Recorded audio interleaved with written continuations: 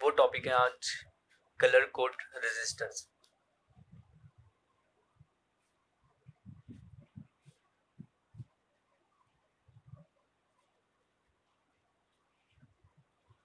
Colour code resistors.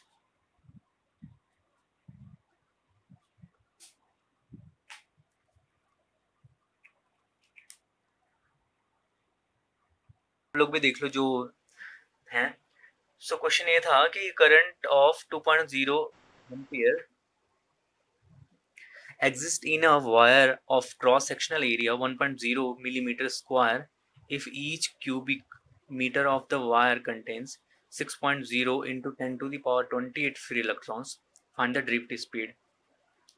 तो आप सबसे पहले इसमें क्या करना था आपको आपको इसका करंट डेंसिटी फाइंड कर देते। या पर आप आई फाइंड फाइंड कर लो।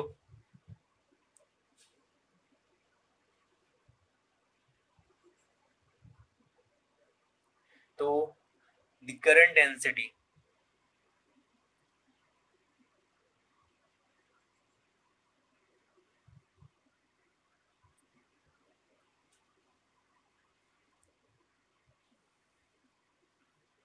इन द वायर इज, बताना जरा करंट डेंसिटी क्या होगा। जे J इज इक्वल टू होता है I अपॉन ए। और आपको यहाँ पे दोनों चीज गिवन थी। I कितना था 2.0 एम्पियर और करंट कितना था, एरिया कितना था 1.0 मिलीमीटर स्क्वायर। तो वैल्यू को पुट कर दीजिए 2.0 एम्पियर अपॉन 1 मिलीमीटर स्क्वायर।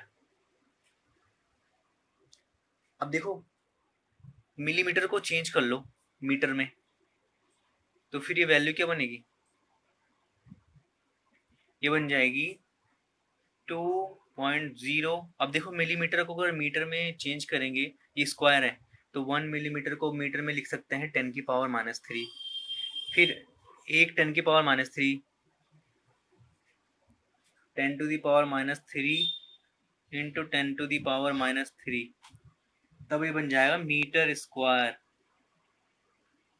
और ऊपर तो एम्पियर है। और ये 10 की पावर -3 10 की पावर -3 ये ऊपर आप न्यूमरेटर में लेके चल जाइए, तो कितना हो जाएगा 2.0 into 10 to the power -6 ampere पर मीटर स्क्वायर।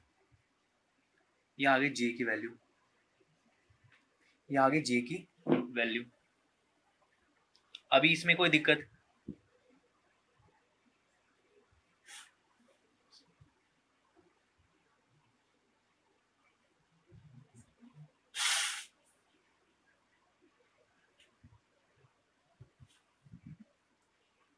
जे की वैल्यू में कोई दिक्कत बताओ।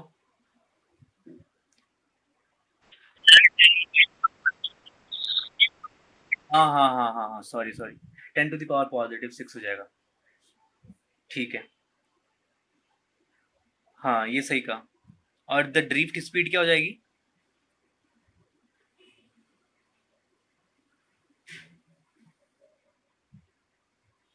द ड्रिफ्ट स्पीड इज क्या होता है, J is equal to NE VD। So यहाँ से VD की वैल्यू फाइंड कर लो।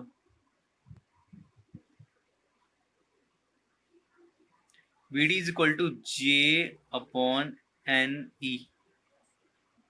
ये देखिए यहाँ तक क्लियर हुआ। हाँ और ये J की वैल्यू रख लेना, हाँ यहाँ पे पॉजिटिव हो जाएगा। ठीक है, so VD is equal to 2.0 into 10 to the power -6, sorry +6 upon n की वैल्यू क्या हो रही, n आपका नंबर ऑफ इलेक्ट्रॉन्स था, तो वो कितना था, वो दे रखा है पहले से ही 6.0 इंटू 10 टू दी पावर 28, और ये होता है पर मीटर क्यूब। क्या लिखा है, if each cubic metre of the wire contains, तो आप लिख लीजिए per metre cube. Per metre cube होगा तो अपॉन में होगा ना मीटर क्यूब, तो वो मीटर क्यूब ऊपर आ जाएगा, m-3 हो जाएगा। मल्टीप्लीकेशन ई की वैल्यू को क्या लिख सकते हैं, 1.6 इंटू 10⁻⁻19 कूलाम।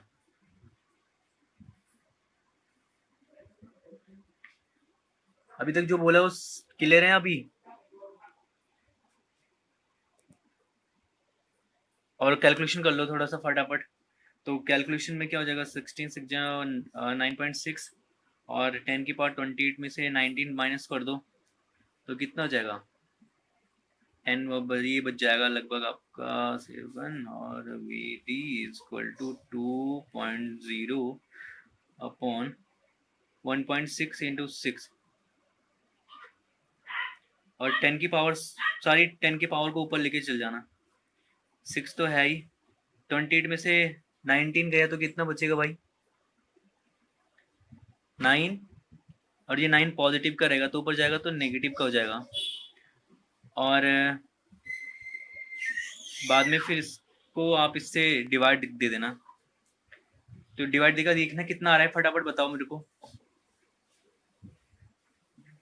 डिवाइड देके कितना आ रहा है, तो ये हो गया, ये वीडी की वैल्यू आ गई।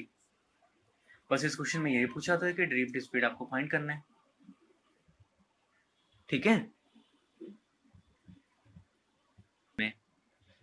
तो कलर कोड सिंपल है कि रजिस्टर्स को बनाया जाता है अलग अलग कलर्स के कॉम्बिनेशन से, और जिनके क्या एक फिक्स रेजिस्टिविटी होती है, एक फिक्स रेजिस्टेंस होता है।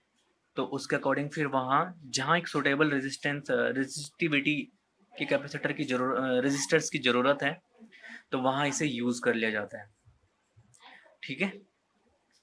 तो रेजिस्टर्स को हम ये लिख सकते हैं कि resistors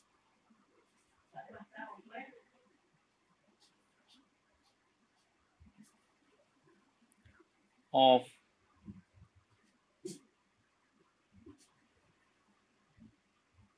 different values are commercially available.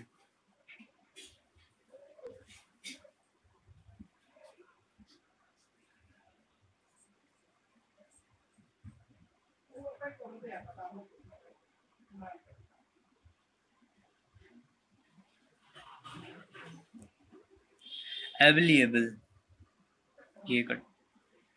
तो resistor of different values are commercially available, और ये रजिस्टर्स बनाए किससे जाते हैं, वैसे दो तरीके से बनाया जाता है।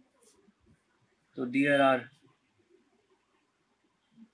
Two types.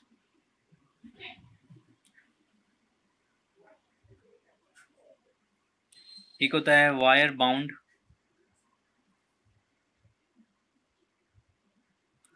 और एक होता है कार्बन रजिस्टर्स।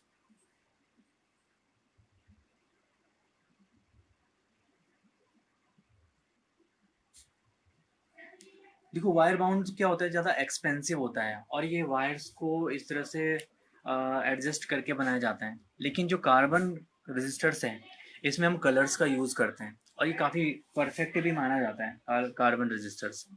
और ये काफ़ी चीप भी है, सस्ता भी है, आपको आसानी से 1-2 रुपये में मिल जाता है ये रजिस्टर्स मार्केट्स में। तो इसका सेफ कुछ इस तरह से होता है कि सिलेंड्रिकल शेप का। तो वायर बाउंड का हम यूज़ नहीं करते हैं ज़्यादातर, अभी हम इसका ही यूज़ करते हैं कार्बन रजिस्टर्स का। तो ये कैसा होता है, सिलेंड्रिकल शेप का,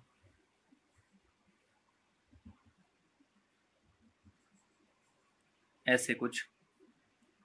और इसमें क्या होता है, कलर्स होते हैं 1 2 3, और एक कलर्स जो लास्ट वाला है वो थोड़ा सा कुछ डिस्टेंस पे रहता है अलग किनारे। ये और ये तीनों डिफरेंट चीज़ें शो करते हैं और ये अलग डिफरेंट चीज़ शो करता है। ये शो करता है डिजिट, पहले डिजिट, ये भी करता है डिजिट, और ये करता है मल्टीप्लायर, और ये शो करता है tolerance.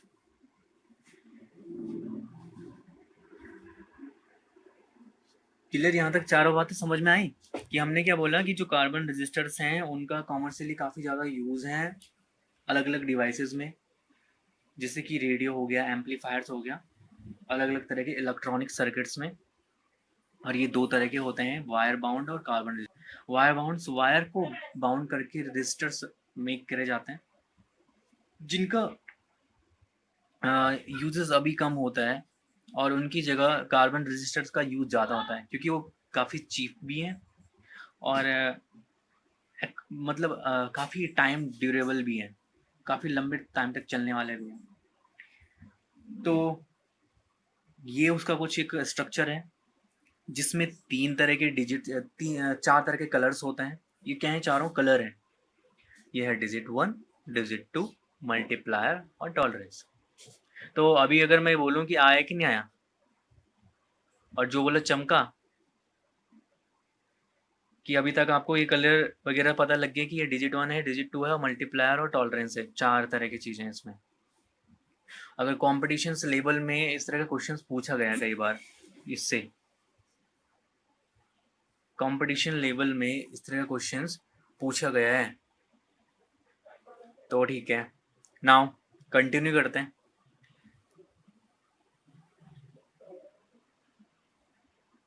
To make a resistor carbon with a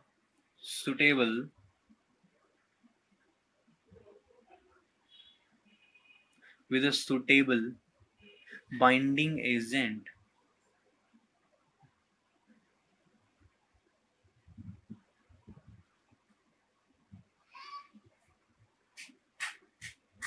suitable binding agent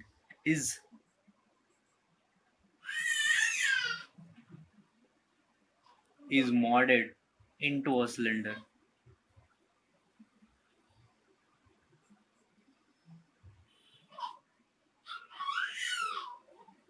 क्या cylinder?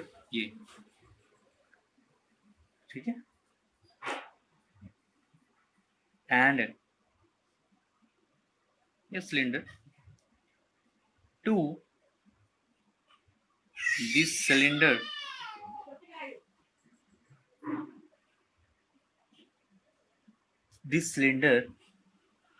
the entire resistor is encased in a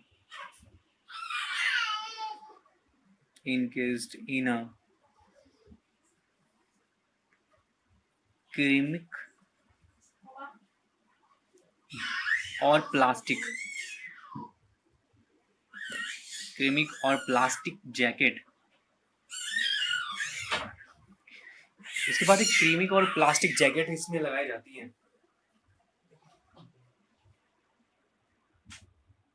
क्रीमिक और प्लास्टिक जैकेट्स से बनाया जाता है, और इसमें चार तरह के कलर्स होते हैं, और दोनों तरफ दो लीडें कनेक्ट रहती हैं, किससे?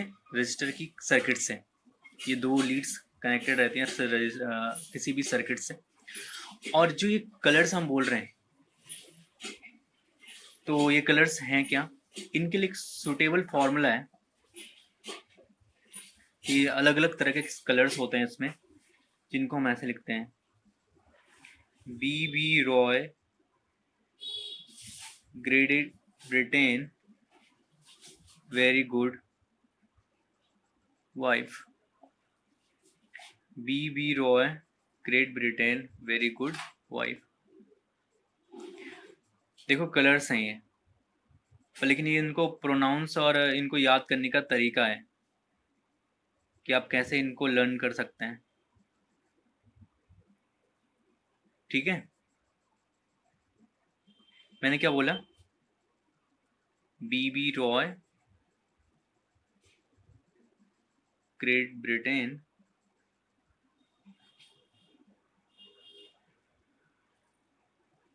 Very good wife. तो आप इनकी स्टार्टिंग टर्म से मतलब रखिए। बी हो गया, जी हो गया, ओ आर वाई हो गया, ओ हो गया, आर हो गया, बी हो गया, बी हो गया, और ये हो गया।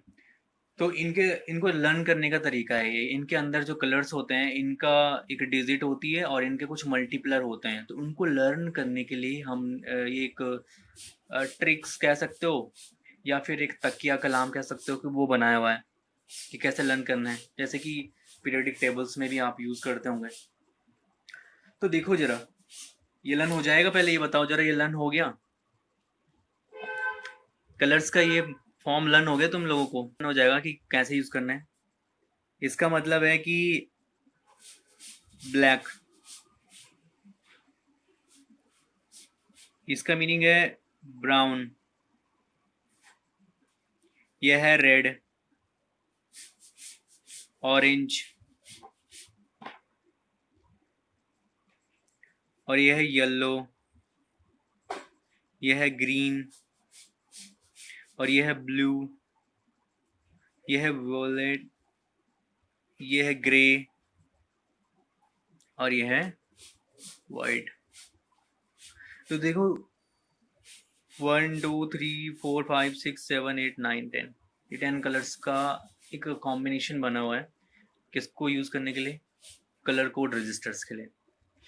अब इनकी कुछ वैल्यूज़ होती हैं डिजिट में और कुछ मल्टीप्लर्स होते हैं। जब हम रजिस्टिविटी फाइंड करेंगे तब हम इनको यूज़ करेंगे। ठीक है, तो बना लें टेबल आगे।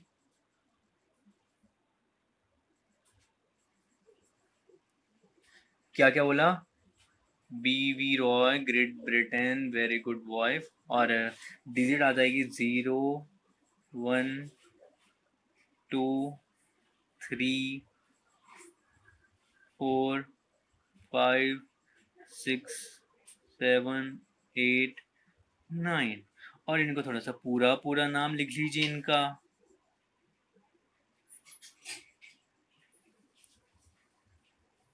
अरे ठीक है कि नहीं? अरे आया नहीं आया? जो बोला चमका, बस और क्या है। वॉलेट? सर कहाँ से आएंगे भाई? फोन से यहाँ करूँ क्या अंदर? अरे वाह, क्या बात है। जो बोला चमका। ठीक है, करो भाई, बोला करो तुम लोग, अपनी आवाज खोला करो। घर पे तो बैठे हो, किसी के कहीं तुम्हें कैद में तो नहीं रखा हुआ। और मल्टीप्लायर में क्या होगा? 10⁻0। और 10⁻0 को मतलब?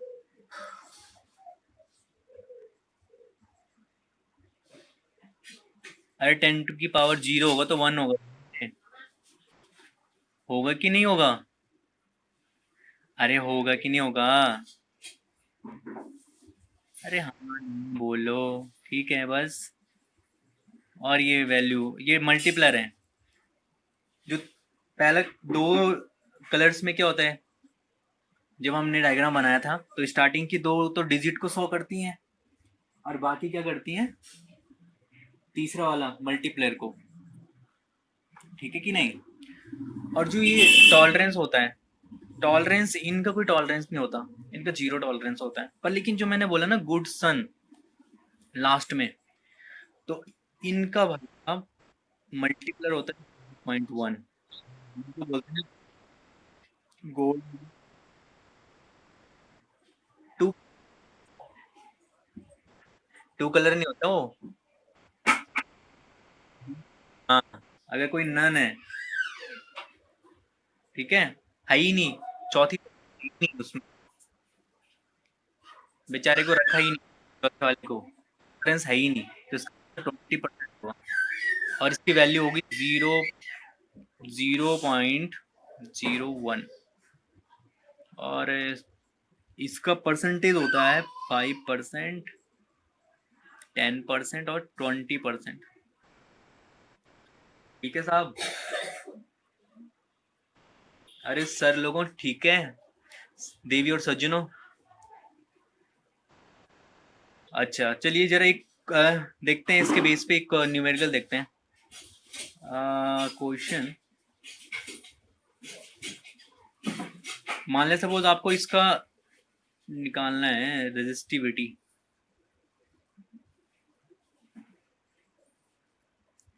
इसके आपको रेजिस्टेंस निकालना है इसका, और इसमें 3 कलर कुछ ऐसे हैं भाई, और एक चौथा ये है, और 3 कलर आपके कुछ ऐसे हैं, एक में है येलो और दूसरे में है ब्लू और तीसरे में है वॉयलेट और इसमें है सिल्वर का टॉलरेंस। बताओ जरा इसका फटाफट से मुझे आर फाइंड करके बताओ, रेजिस्टेंस फाइंड करके बताओ मुझे।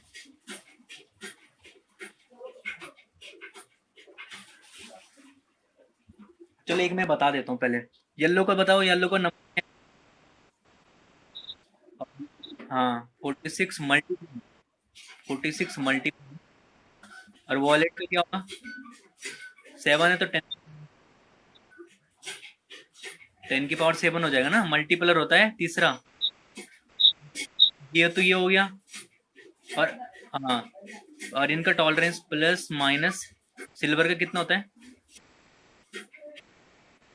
बस बस बस बस बस बस ये हो गया ohm, capital R is equal to, अरे है कि नहीं आसान, ये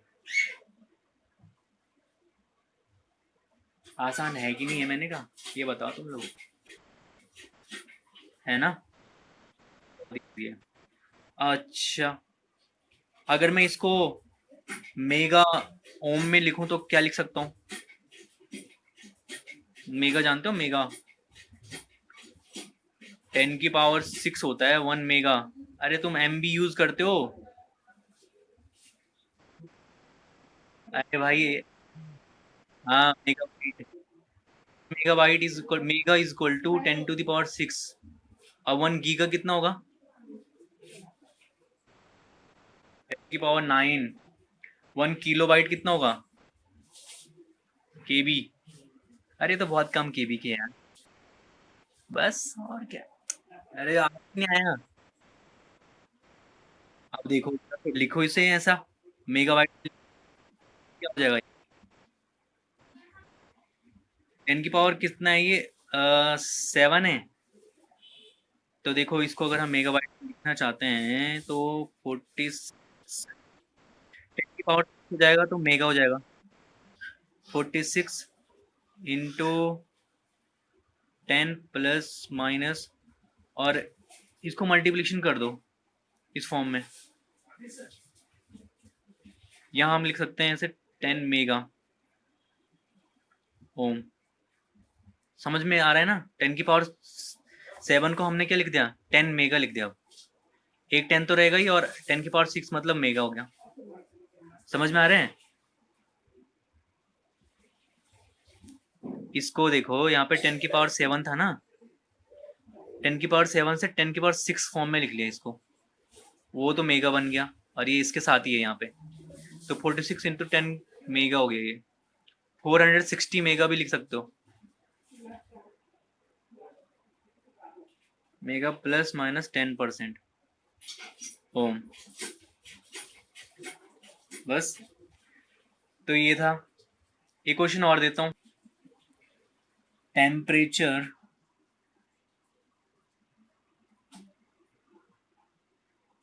temperature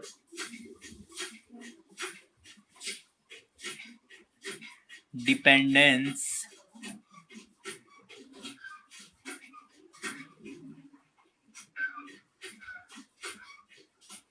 temperature dependence of resistivity,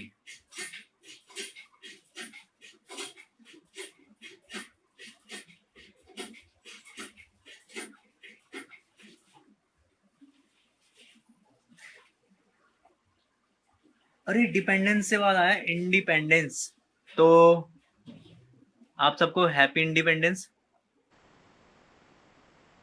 है ना। वैसे तो इंडिपेंडेंस इस बार हो ही गया, पिछले 3-4 महीनों से हम इंडिपेंडेंस मनाने की कोशिश कर रहे थे, और घर पे इंडिपेंडेंस रहो, और बाहर जो हो रहा है उसे भी इंडिपेंडेंटली देखो। हैप्पी इंडिपेंडेंस बेटा, सेम टू यू। और एक बार तो फिर वो वाला नारा लगना चाहिए। कौन सा वाला?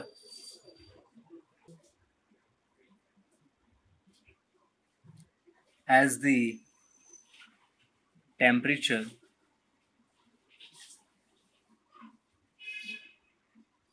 as the temperature of a conductor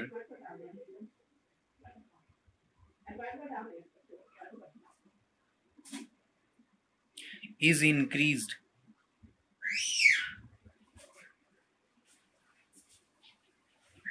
ठीक है, अभी भी बोलना है तुम लोगों को। अगर किसी भी कंडक्टर का टेम्परेचर इंक्रीज होगा तो उसमें क्या होगा? पहले कंडक्टर्स में फ्री इलेक्ट्रॉन्स अवेलेबल रहते हैं।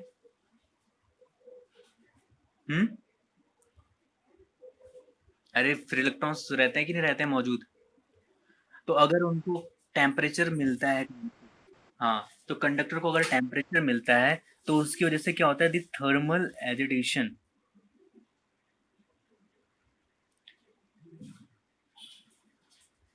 The thermal agitation increase. इसको कुछ इस तरह से समझो जैसे कि उबलता है पानी, बॉइल्ड होता है, वैसे ही इलेक्ट्रॉन्स भी तो वहां बॉइल्ड होने लग जाते हैं, इधर उधर मूव करने लग जाते हैं हाईली फ्रिक्वेंसी से। और जब ये मूव करेंगे मतलब थर्मल एजिटेशन में उनको हीट अप मिलेगा कंडक्टर्स को, और उसकी वजह से इलेक्ट्रॉन्स क्या हो जाएंगे? एक्साइट हो जाएंगे। और जब वो एक्साइटेड हो जाएंगे तो एंड क्या बोला मैंने कि वो मोर फ्रिक्वेंट करेंगे, और कोलिजन भी। And the collision and the collisions become more frequent।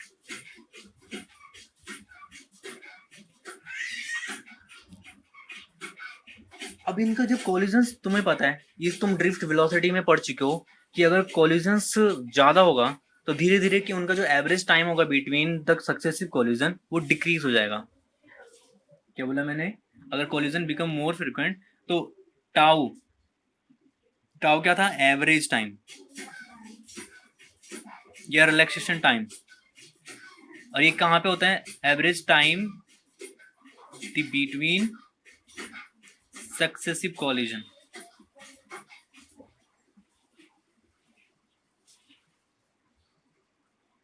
ये क्या हो जाएगा? डिक्रीज हो जाएगा। This arrow is denoted by decrease sign. और जब टाउ डिक्रीज होगा तो उसकी वजह से होगा क्या? ड्रिफ्ट वेलोसिटी भी क्या हो जाएगी? वीडी डिक्रीज हो जाएगा। सारा कुछ कंडक्टर के अंदर ही हो रहा है। टेम्परेचर इंक्रीज हुआ तो थर्मल एजिटेशन की वजह से वहां पे कॉलिजन भी इंक्रीज हो गया, और अब कॉलिजन मोर फ्रिक्वेंट हो गया और ज्यादा होने लग गया तगड़े ढंग से। ऐसा समझो कि एक रूम के अंदर बहुत सारे बच्चे हैं और अब लड्डू आए, 15 अगस्त के लड्डू। पर ये नहीं बोला कि लाइन से खड़े हो जाओ, बस लड्डू की पेटी आई तो सारे बच्चे भागने लग गए अपने अपने लिए।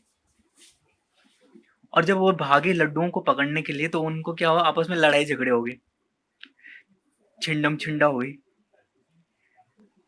ऐसा समझो कि मतलब दे धनाधन WWE हो गया लड्डू के चक्कर में। पर लेकिन कुछ टाइम ऐसा होगा कि जब सबकी एनर्जी क्या हो जाएगी? एक दूसरे पे टकराने की वजह से खत्म हो जाएगी, वो रेस्ट फॉर्म में आ जाएंगे। तो वो होगा रिलैक्सेशन टाइम, और उसकी वजह से उनकी वेलोसिटी भी अब क्या हो जाएगी? कम हो जाएगी। मतलब displacement per unit time, the rate of change of displacement, वो भी कम हो जाएगा। और जब ये सब चीज कम हो जाता है तो कंडक्टिविटी, फिर से कंडक्टिविटी क्या हो जाती है? डिक्रीज हो जाती है यहाँ से। दस कंडक्टिविटी हमने कल पढ़ा था, सिग्मा से डिनोट करते थे उसे। तो conductivity decrease, conductivity decrease and तो रेजिस्टिविटी क्या होगा? क्योंकि देखो रो इज इक्वल टू 1/सिग्मा, ये फॉर्मूला हम पढ़ चुके हैं। कंडक्टिविटी डिक्रीज होगा तो रो क्या होगा, increase, and resistivity and the resistivity increases as the, किसकी वजह से, टेम्परेचर इंक्रीज,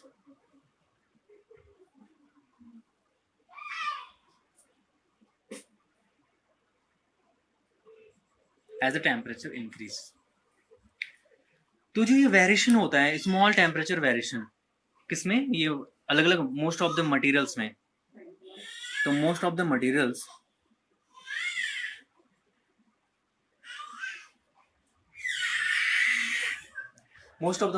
में जो रेजिस्टिविटी होती है वो क्या होती है, rho of T is equal to rho T naught bracket में 1 plus alpha T minus T naught. ये होता है मोस्ट ऑफ द मटेरियल्स के लिए रेजिस्टिविटी। क्लियर? और where rho of T and rho of T naught are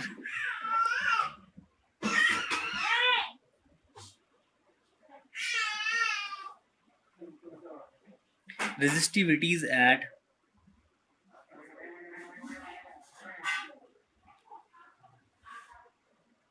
temperatures T and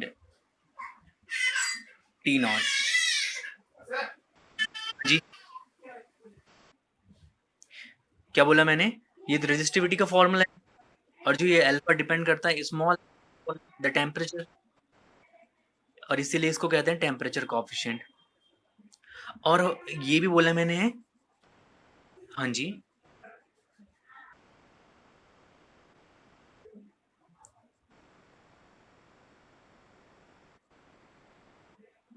अच्छा क्यों,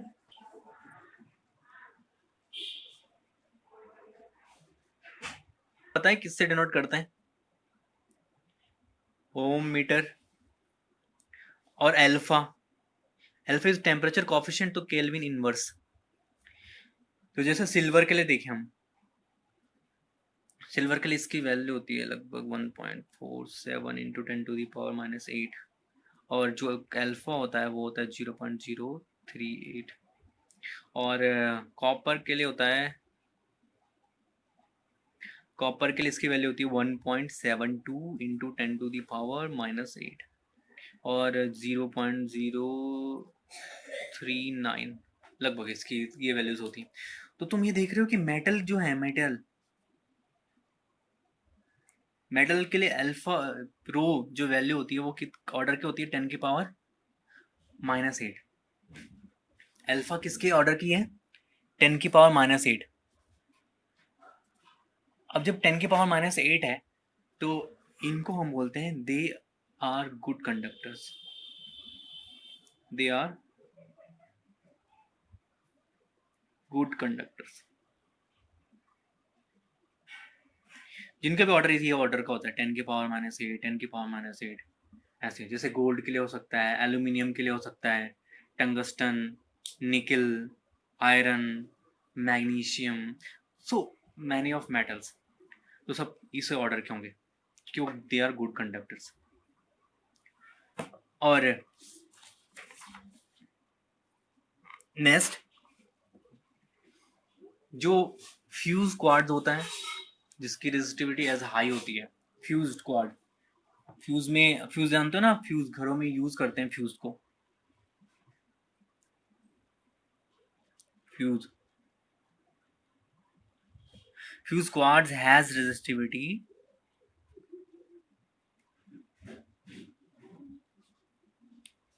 as high as 7.5 into 10⁻17। अब देखो यहाँ पे रेजिस्टिविटी कितनी हाई है, रेजिस्टिविटी कितनी ज्यादा हाई है। सो इतने नहीं हाई होने की वजह से इनको बोलते हैं this is this is an insulator.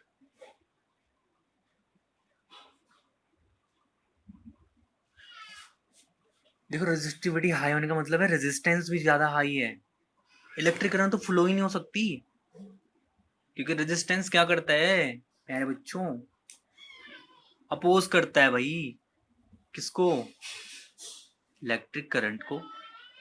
The properties of a current या the properties of a resistance which is oppose to the electric current in any conductor, resistance. तो रेजिस्टेंस के टर्म में भी हम इसे लिख सकते हैं रो को, because R is directly proportional to rho. किस फॉर्मूले से, R is equal to rho L upon A. बताया था कि आर इन तीन चीजों पे डिपेंड करता है, एल पे, ए पे और रो पे। कैसे कि नेचर ऑफ द मटेरियल, और R is proportional to rho, so R of T is equal to R of T naught 1 plus alpha T minus T naught. ये इसके लिए वेरिएशन आ जाता है। तो अब हमारे पास एक और मटेरियल बचता है, वो किस तरह से मटेरियल्स हैं, वो मटेरियल कुछ ऐसे हैं कि then we have material like, कैसे, नाम सुना होगा तुमने उनका, बहुत फेमस है ये दोनों के दोनों, silicon and germanium. Silicon and germanium, और इनकी जो रेजिस्टिविटी होती है मच स्मॉलर होती है। अभी इसने बोला भी कि अल्फा की वैल्यू इनके लिए क्या होती है, 0 होती है लगभग। तो silicon and germanium which have resistivity which have resistivity much smaller than that of insulator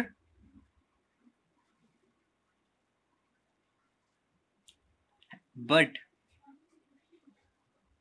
much larger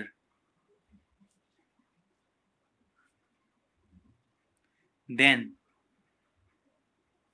that of the metals.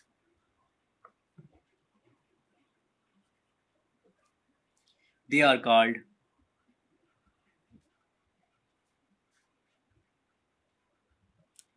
semiconductor.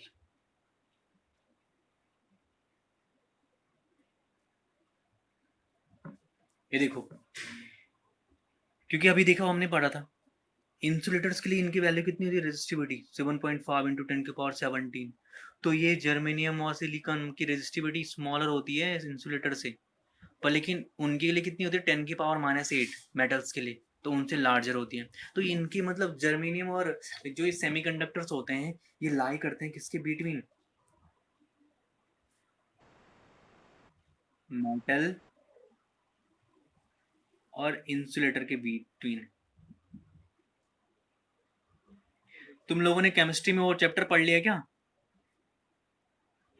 Band theory?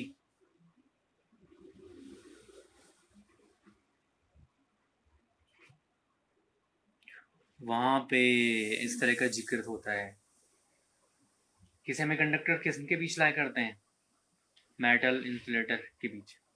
तो तब अल्फा अगर नेगेटिव होगा, अल्फा इज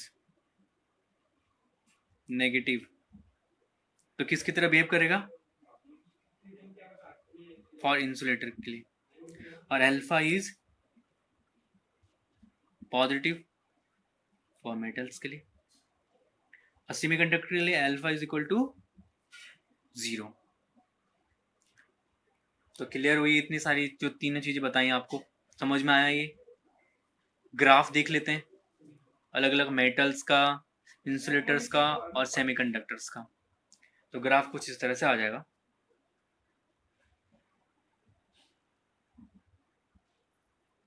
ग्राफ, ये ग्राफ है रेजिस्टिविटी और temperature जो कि kelvin में है।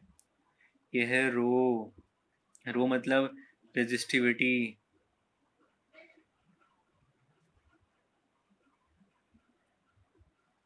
रेजिस्टिविटी, और ये कैसे है 10⁻⁻8 ओम मीटर में। अब आपको पता लग गया होगा कि ये ग्राफ किसका है। ये ग्राफ मेटल के लिए है, लीनियर नहीं है, थोड़ा कर्व है ऊपर की तरफ। और ये है कॉपर के लिए।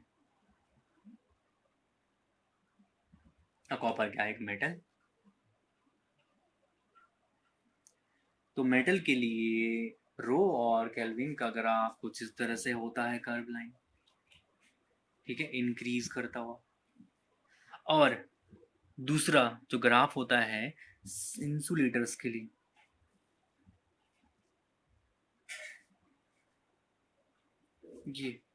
ये रहा। यहाँ पे भी रेजिस्टिविटी, यहाँ पे भी टेम्परेचर। रेजिस्टिविटी यहाँ पे होती है माइक्रो ओम मीटर में, और इसका ग्राफ यहाँ से 0 से ना स्टार्ट हो करके एक वैल्यू से स्टार्ट होता है। ये है आपका नाइक्रोम का।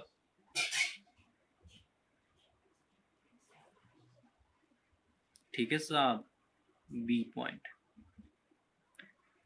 इसे हम कहते हैं इंसुलेटर।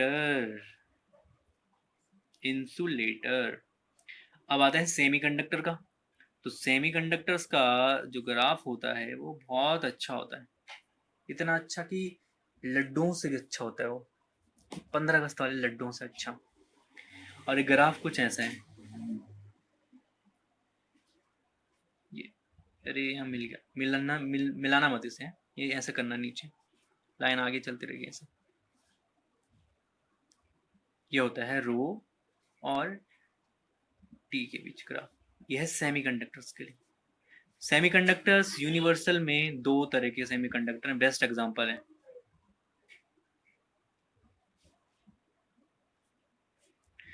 सेमीकंडक्टर के 2 एग्जांपल, जर्मेनियम और silicon, best good universal example of semiconductors, germanium और सिलिकॉन। तो क्या मैं आप लोगों की इस बात को सही समझूं?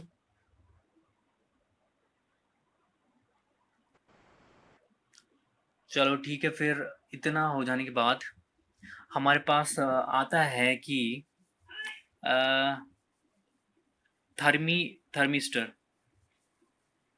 थर्मिस्टर की बात करेंगे हम।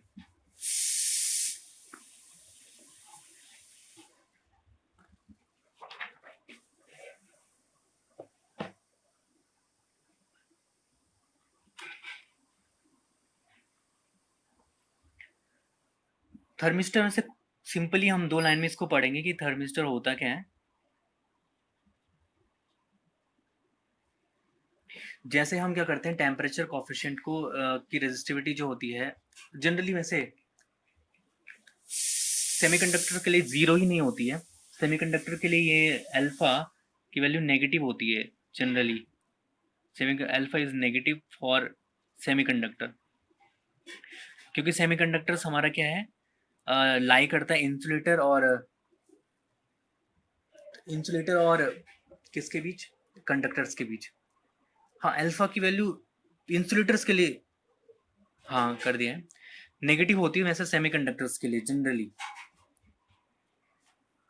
ठीक है। पर वहां पे क्या है कि इंसुलेटर के लिए लगभग ही 0 हो जाती है। पर लेकिन जब हम क्या करते हैं, टेम्परेचर को इस तरह से राइज करते हैं तो वहां पर थर्मल एजिटेशन होता है। थर्मल एजिटेशन की वजह से उनके बीच सक्सेसिव कॉलिजन्स होते हैं। तो सेमीकंडक्टर्स को जब इतना सारा टेम्परेचर मिल जाता है तो सेमीकंडक्टर से कंडक्टिंग मटेरियल की तरह बिहेव करने लग जाता है जैसे टेम्परेचर उसका इंक्रीज होता है। तो यहाँ पर इसी स्मॉल चेंजेस ऑफ टेम्परेचर को कंस्ट्रक्ट करता है कौन, थर्मी थर्मोमीटर्स, हम एक थर्मामीटर कंस्ट्रक्ट करते हैं सेमीकंडक्टर्स के टेम्परेचर को फाइंड करने के लिए, और इसी कहते हैं, इसी डिवाइसेस को कहते हैं थर्मीटर। तो क्या बोला मैंने कि the magnitude of the temperature coefficient, the magnitude of the temperature coefficient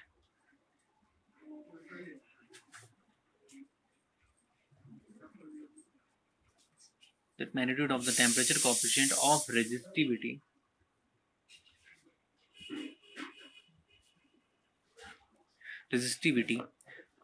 is often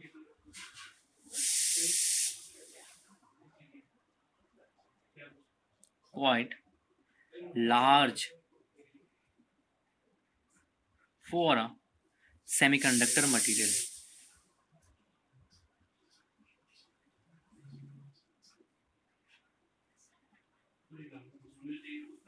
और ये सब किसकी वजह से होता है? थर्मल एजिटेशन की वजह से, कि magnitude of the temperature coefficient of resistivity is often quite large for a semiconductor material. This fact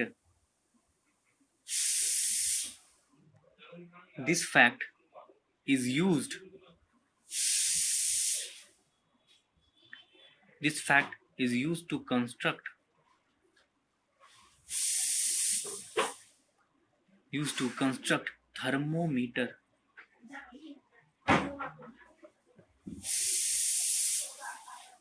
thermometers to detect small changes in temperature.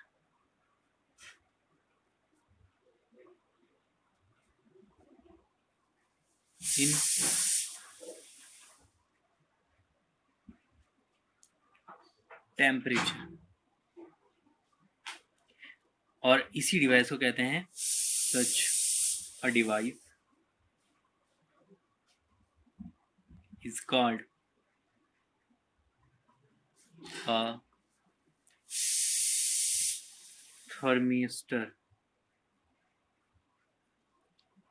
a thermistor.